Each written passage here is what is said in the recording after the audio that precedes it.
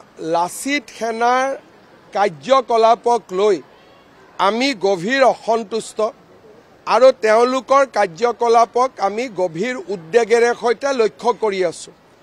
আলফাৰ দৰে লাচিত সেনাক হয়তো আমি এটা দিন আহিব আমি বেন কৰিবও লাগিব, কাৰণ ব্যৱসায়ীসকলক লাচিত সেনাই যথেষ্ট অত্যাচাৰ কৰে।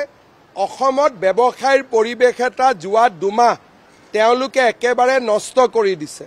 আৰু যোৱাকালি লাচিত সেনাৰ এগৰাকী কৰ্মকৰ্তাই অসমৰ আই মাতৃসকলৰ প্ৰতি যি অপমানসূচক মন্তব্য দিলে, তাৰ বাবেও মই ইতিমধ্যে আৰক্ষীক সেই ব্যক্তিজনৰ বিৰুদ্ধে কঠোৰ ব্যৱস্থা গ্ৰহণ কৰিবলৈ নিৰ্দেশ দিছোঁ আৰু এই ব্যৱস্থা সঁচাকৈয়ে কঠোৰ হ'ব।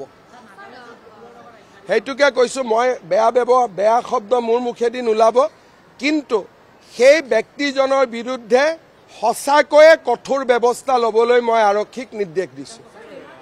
মই নাম ক'ব খোজা নাই, নাম কোৱাটো মোৰ উদ্দেশ্য নহয়। যোনে অসমীয়া মাতৃৰ বিৰুদ্ধে বেয়া শব্দ প্ৰয়োগ কৰিছে তাক মই মানি ল'ব নোৱাৰোঁ। আৰু এই ব্যক্তিজনে ক্ষমতা কেনেকৈ ব্যৱহাৰ কৰিব লাগে তাক শিকিব লাগিব, আৰু সেইখিনি শিকাবৰ কাৰণে যি কৰিব লাগে চৰকাৰে কৰিব। বেন কৰাৰ হয়তো শব্দ এটা লিখিব যে এনেকৈ যদি ধন দাবী কৰে, এনেকৈ যদি এক প্ৰকাৰ দেশৰ অৰ্থনৈতিক বিকাশত বাধা আৰোপ কৰে, তেতিয়াহ'লে ডেফিনেটলি এটা সময় আহিব য'ত আমি গোটেই সংগঠনটোৰ বিৰুদ্ধে ডাঙৰ ব্যৱস্থা ল'ব লাগিব।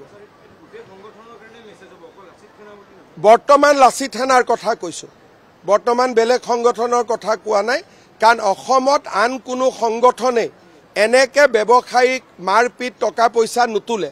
এইটো ক্ষেত্ৰত তেওঁলোকে ব্যতিক্ৰম।